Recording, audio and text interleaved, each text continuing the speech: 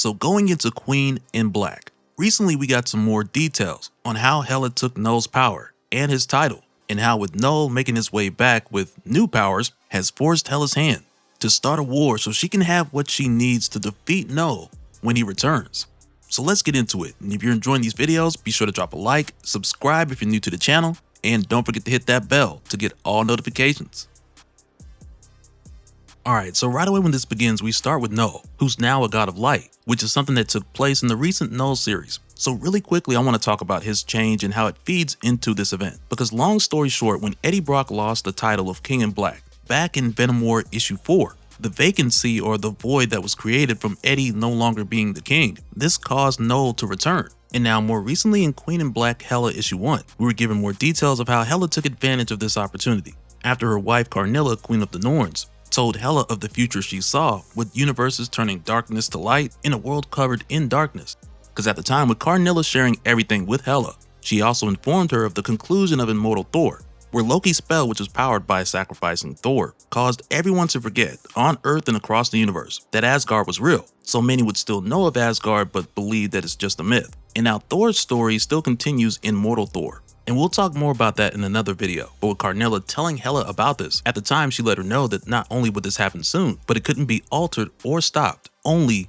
taken advantage of. So Hela waited for Loki's spell to take hold, so she could make her way to Knull after, where she would find him both weakened and in a state of confusion, where Knull wouldn't even know who she was. To where from there, Hela would use a Dagaz rune, rune of the dawn and the day, the rune of illumination and transformation, where the illumination, that part was for Knull, while the transformation was for herself. And again, the advantages that Hela's been given here is coming from her wife Karnilla, the Queen of Norns, who was able to see the future and give Hela this useful information. But as it stands going into Queen in Black, Karnilla told Hela that she's not looking further into her fate. So it's not like Hela just knows that she's guaranteed the win. But instead, it was more like this agreement between Hela and Karnilla, where Hela was like, I'm not going to tell you what to do, and Karnilla's like, I'm not going to spoil the ending. Do as you wish going forward and good luck. And this is really just the foundation of what's taken us into Queen in Black. Because from there, Hela took Knull as prisoner because she couldn't drain all of his power without him surrendering it, only for Knull to break out and acquire the All-Light Spear from Thanos and then travel to the Light Force dimension, where he stole even more power from the illuminated Eddie Brock. And now with all that said, I really like this change, because when it first came about in his solo series, I was like, I hope this sticks, because it's nice to see Knull do something a little different.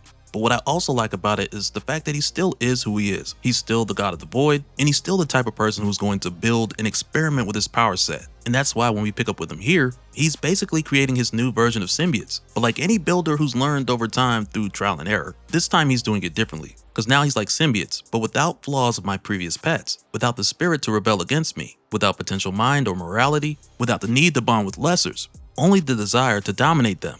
And as we're shown, Knull goes on to call these creations his seraphims. And I gotta say, I think we all kind of expected Knull to do this at some point. And now Hela's able to see this because Knull's still weak to her Asgardian magic. So she's aware of what Knull's been doing and the fact that he embraced the light and became more powerful. Which to Tyr, the Norse god of war, who by the way, when Tyr came to Hela and joined her to make a deal where in the end he would be granted an actual true death. Because after his era ended and he didn't end with it, death for him as a god was just like relocating to another address. And he even mentioned at the time how he went to oblivion like we saw in Immortal Thor, only for that to cause more problems. So at the time, Tyr was like no tricks, no games, and much like in the past where he spent his living death in Hela's realm, and he had a purpose as her general. He came back to do this again, but only under the guarantee that he would eventually have a true ending, a true death. But even now, as Hela's general, with Tyr pointing out how Knull has embraced the light and become even more powerful, he kind of questions here for a moment if Hela's doing enough. So she's basically like, I beg your pardon, but Tyr's like, no offense. And to Hela, it's none taken, because she had been planning this for a long time. And she knows exactly where the weapon is that she needs to defeat Knull. And that weapon that she speaks of is Earth itself. So within this battle between dark and light, between Hela and Knull, Hela needs Earth to guarantee her victory. And now with the heroes over at Avengers Mansion, we start out with Tony Stark getting caught up on how MJ is the latest host for the Venom symbiote, and how in her case, it was literally a matter of life and death. And now as MJ's explaining this to Tony, and by the way, I much prefer this look for MJ over Buff Neck Venom, and Buff Neck Venom ain't done yet, so there's still more of that to come. But as she's explaining this to Tony, and I have links in the description for all new Venom, as well as any other stories tying into this that we covered, but Tony's reaction to seeing MJ with the Venom symbiote, he's just like, no. because Tony doesn't believe that there was ever a time when someone bonded to the Venom symbiote and it was a good influence. So that's where Flash is like, how about me? And now Tony, who's still not with it, he might as well be like, somebody get these symbiotes out of here. But no, Tony's like, still, listen to what I said. Venom was not a good influence on you. You were a good influence on it, eventually. And now, of course, Flash is like, the learning is mutual. And that's where Tony points it out like, yeah, that's the problem. Because MJ's an actress, so the Venom symbiote is just going to learn how to act nice. And then when Tony asks Peter for some reassurance, Peter starts going on about all these great things about MJ, about how she's one of the best, smartest, and bravest. And Tony's like, reassurance about Venom. We're talking about Venom. So Peter's like, yeah, I'm keeping an eye on Venom. But what's funny about that is how when MJ steps in, letting Tony know how he's not the only person who needs reassurance. She lets him know how if the world finds out that she's Venom, she'll go off to jail. And when that happens, they'll likely kill her trying to get the symbiote off. Because again, as it stands, they can't survive without each other. And aside from that, if something happens to MJ, she needs Tony's word that Dylan will be protected. Because even with Flash being in charge of symbiote containment and relocation, the new version of Scar, he still has someone to answer to, so he can't even guarantee it. While Tony, on the other hand, he can back them up to keep Dylan safe in more ways than one. And now when Tony agrees to this, Peter's just like, yeah, you won't regret it. But then when Tony asks, where's Dylan now? Everybody just starts looking at each other just before Dylan pops out of all new toxin. So again, what Peter's saying earlier that he was keeping an eye on Venom as if he were just keeping up with everything, but now it's like, nah, because he's getting hit with surprises too. But at this time, with Dylan saying that he's here and he's ready to get on the front lines, Tony's just like, nope, but he's cool with the idea of Dylan at least being in a symbiote, because it's basically like the kid's got armor, and armor's good. So from here, Tony tells Peter to actually keep up with all the symbiote people, or the goo gang as he would call it, along with any other symbiotes who are out there, because Tony has plans for Colonel Thompson, since he's an Avenger and this is an Avenger's mission. And now when we see everyone else who's here, my guess is most of the other stories that we're covering from the main Marvel Universe take place after this. So things like Infernal Hulk, Doom Shadow, Avengers Armageddon, they're all likely happening after. And in the case of Wolverine, who's lost his healing factor and half of his claws, that's not the case here, and it might have happened before this, but who knows. But with Tony calling for everyone to be here, it's not long before he hands it over to Captain Alliance, which sounds like the name of a mascot for an insurance company. Captain Alliance will save you 30% on car insurance. I don't know, maybe it's just me. But because Captain Alliance was one of the first people to see what was going on beyond Earth, where before Queen in Black issue 1, much of the buildup of what was happening out in space was following him. So he opens the floor for anyone to ask questions. So Peter jumps on, he's like, yeah, I got two, and they're important. And the first one's like, why does this dude look like Captain America? Are the Skrulls copying our stuff again? And when Captain Alliance explains, saying, I'm a soldier from a previous era, wearing a flag that represents a shared dream. I remain loyal despite massive societal change. Do you also have one of those? And you can tell just from MJ's expression that everyone was thinking it, but only Peter said something. Then Peter's second question is, well, if Knull's back, then why are we getting a briefing? Why aren't we all just dead? And in a nutshell, Captain Alliance says it's because Knull's being subtle. There's a cult spreading through the galaxy, a religious faction that the big players haven't noticed yet. And a lot of his discoveries were shown in the build-up to Queen in Black. But then Steve Rogers mentions here how they all remember the last time Knull attacked Earth, and how that attack was not subtle, because Knull hit them with everything he had, from symbiotes to space dragons. He blacked the sky, he tore the Sentry in half. So Steve tells Captain Alliance, he's like, hey, I'm not calling you a liar, but I would feel better if we knew what Knull was doing right now and get a fix on his current position. So Wanda tells him that they can. Because with Wanda being the current Sorcerer Supreme, she can use the Eye of Agamotto to locate the Throne in Black. Because even if it's not Knull on the throne, for whatever reason, whether he was rejected or anything else, that role still remains. But to do this, she's going to need a connection, so she goes over to Venom. And even though Venom's no longer a part of Knull's hive, Wanda's still able to do this. And part of it's her using magic to pull it off, but even still, because of Meridius, we know that a symbiote can potentially access information beyond time itself. And now when Wanda does this, Venom's hand forms into Hela, revealing her as the new Queen in Black. But when Hela sees them looking at her, she immediately pushes them out, causing a huge wave of energy that knocks everyone back. And when this happens, Beta Ray Bill, he recognizes Hela. So as Tony and the others are trying to figure out who that was, Beta Ray Bill's like, hearken unto me, my friends. We are in my world now. Her name is Hela. She is goddess of death, ruler of hell, wife to the Queen of Fates. And in times past, she counted the god of war as her loyal soldier. Many times has she threatened the golden realm of Asgard. Many times has Asgard fought her back. Now she is here, in the mortal realm, and I fear you are not ready. So that's where Hercules is like, oh, here we go again with the Thor talk. Like, there's no such thing as a Thor. And Hercules is like, if Norse gods were real, then the Greek gods would have known about them. But Bill tells him that they wouldn't know either because of the spell. Then Bill goes on like, look, let's not talk about the past. I'm talking about taking action now. So forget about whether or not Asgardians were real. One is here today and she must be fought.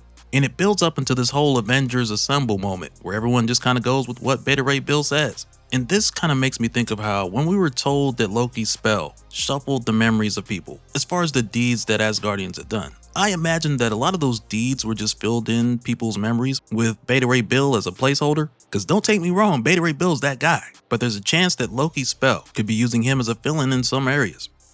And now after this, when we go back to Knull, who's getting better and better at making hard light constructs, but even still, with everything that he's made, he still only sees these things as tools, because with him still being the god of the void, that hasn't changed. The only difference now is that he wants to end everything with a bright and shining void, because the way he sees it, the lure of creation is just a trap, and Richard Rider basically falls right into it. And when he gets there, Knull recognizes who he is, but when he goes for an attack that he believes should have taken Knull out, it doesn't. And Knull is basically like, yeah, that wasn't even close. And Knull tells him here, all electromagnetic energy, and even the Nova Force, is just a wavelength of light. So yeah, this would have done some hurt to the old Knull, but not now that he's on the bright side of things. Right after that, Knull tells Nova, my turn, and he blasts back. When he does this, Richard Rider is gone without a trace, which is the type of stuff that Knull can't get enough of with things ceasing to exist, because the guy loves him some voids. But after seeing this, with Hela keeping an eye on Knull, with her and Tyr knowing that Knull is at the edge of the Soul System, right away she gives Tyr the word to make war like a god and begin their invasion on Earth. And now as it stands, with Hela needing to have Earth to guarantee her victory against Knull, there's no explanation as to why just yet, but instead the emphasis is put more on the urgency of how much she needs it, and she needs Earth bad. And you can just tell by the scale of her symbiote army as Tyr leads them in, with the army being comprised of Kree, Chitauri, and Mantellaronites, because Hela knows if she doesn't take Earth, it's over for her. And now the invasion, it hits multiple locations at the same time, like Giza, Egypt, Pisa, Italy, Tokyo, Japan, London, and New York, for what is a very coordinated attack, with the Egypt team having a specialty in terraforming and technology. The team sent to Italy specializes in infiltration and espionage. The team sent to the UK, they specialize in communication and coordination, and the team sent to New York are your specialists in shock and awe. And now in places like New York, for example, where we have these Kree symbiotes setting up their base, there's a moment here where one of these Kree symbiotes are like, this is our new base, either you evacuate or we'll annihilate. Which leads to, everyone running for their lives as you would expect, but as this elderly woman trips and falls, she's immediately sentenced to death for disobedience. And it's just like, man, bro, chill, she tripped. But just before she gets boomed, the gun gets webbed, causing it to jam, overheat, and backfire, just before we see that it was Spider-Man and his friends who orchestrated the reverse kill shot. And as Spider-Man heads in here with Captain Alliance, Dylan, Black Cat, Agent Anti-Venom, and all new Venom who's gone back to the buff neck, which they also explain here to Flash as a different outfit for different occasions. But also with MJ starting out the fight this way, it turns out to be a really good thing, because as soon as they get out here, she catches a headshot. Because for whatever reason, people like shooting buff neck MJ in the head. It's crazy. But much like we saw before, since she's not that tall, it just goes right over her head. But after that shot, when she goes back to the MJ looking Venom, Black Cat tells her it's a much better look. Who, by the way, Black Cat had to join them out here because she wasn't allowed in Avengers Mansion, likely because they thought she was going to steal something. But right now, over in Egypt, we find the Great Pyramid of Giza being converted into a terraforming station by the Regalian species, who are like the Green Legion of this army, who suddenly have their shield generator experience catastrophic failure, which for these guys is highly unlikely, since their species specializes in technology. But with Wanda Maximoff, the Sorcerer Supreme, showing up here, she uses her ability to manipulate probability to basically guarantee that their shields will be down. And at first, these guys are like, that doesn't matter, because Earth weapons can't damage the terraformer. So they're just like, worst case, we'll terraform this part of the world. And as it stands, their work is done. So they're like, hey, do your worst. And now that's where Wanda's like, alright, bet. As Vision comes beaming down, increasing his density several times harder than tungsten, using his boot jets to push himself faster than terminal velocity, just booming the terraformer, instantly making it a non-issue. And now when Wanda sends word to Tony that her and Viz have handled the terraformer, as well as the Regalians who are building it, for a moment Tony's like, Wanda, did you destroy the Great Pyramid of Giza? But Wanda's basically like, don't worry about it, because when this is over, she'll just put it back with magic. But then Tony tells Wanda here, the way he sees it, her and Vision basically pulled the easy straw. Because in the scope of this global assault, even with the X-Men and Fantastic Four backing them up, they're stretched thin. So Wanda's like, her and Viz can join the others. And that's where Tony's like, well, yeah, and then Hela's just gonna drop another terraformer in another spot. So for now, he has Wanda just keeping an eye on the skies. So for now, her and Viz are just on anti-terraformer duty. But then for a moment, Tony's like, come back, Knull. All is forgiven, like under his breath. Because at least when Knull's the god of the symbiotes, they knew what they were up against. But with Reed hearing what Tony said, he tells Tony more or less be careful what you wish for. Because not too long ago, Reed got the news that Knull is coming back. And he got that news from Richard Rider, who is not dead. Because a split second before Knull went to blast him into nothingness, he opened a wormhole that put him out on the other side of the moon. And as soon as he got there, he quickly made his way to the Baxter building. And as it stands, he's down to 27%. Kid Nova numbers. But then it's here where Reed steps in, with Tony on the comms. And he tells Nova to tell Tony what he told them. So right away, Nova informs Tony about the new Knull that he faced, with him now being a king in bright, with power over all electromagnetic energy. And as it stands, Knull is about a half hour out from Pluto. But after Richard Rider fills in Tony on everything, at first Tony's a little quiet, then he's like, oh my bad, I was just wishing I could go back 5 minutes ago and slap myself for the world's dumbest comment. And then he tells Nova, well, now it's my turn to freak you out. Just before Tony tells Nova that Hela is the new Queen in Black. She has all the powers that Knull used to have, with an invasion strategy that's all her own. Because again, even with Tyr returning as her general, he doesn't even know everything about Hela's plan. But more of it's revealed as this continues, because now when they initiate the second wave, with much of the first wave meaning to engage, and the second to overwhelm, they launch a ton of pods. So that's where Captain Alliance is like, they're dropping the all-purpose power tool, and troops to activate it. But when he says here, take out the smaller pods and be ready to defuse the big one, Peter's like, sure, could you walk me through that last part? And he almost frames it like this is something he couldn't handle, though we know good and well Peter could probably solo that task. But instead, this sets things up for Cable to come in, which for a moment has Peter like, hey, take it easy, Cable, them things got living beings in them. And I think that's really more the case of what's going on with Peter, because it's almost like he's making an excuse, because he'd rather find a way to web up the bad guys than blow them up. While on the other hand for Flash, as much as he loves Spidey, and he's inspired by him, he's over here like, well, you know, sometimes you gotta do what you gotta do. And that's where Cable's like, yeah, that's more like it. You're drafted, Thompson. Because while the Avengers are handling the fight on the ground, Tony's put together a team of defenders to take the fight up top, and Cable came to let Flash know that he's on that team. And then when Cable leaves with Flash, and you know how he does, body slide by 2. Body slide, sound like a dance.